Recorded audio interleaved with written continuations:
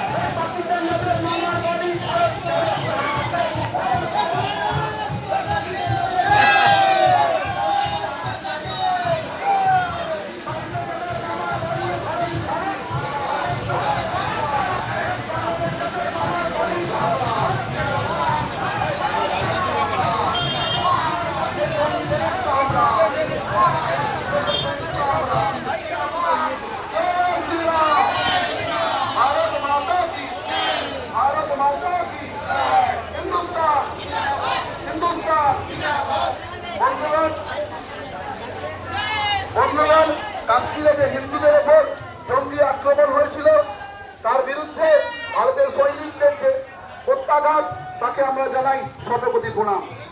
বন্ধুগণ, আমাদের প্রধানমন্ত্রী নরেন্দ্র মোদীর লক্ষ্য সন্ত্রাসমুক্ত জঙ্গিমুক্ত ভারতবর্ষ।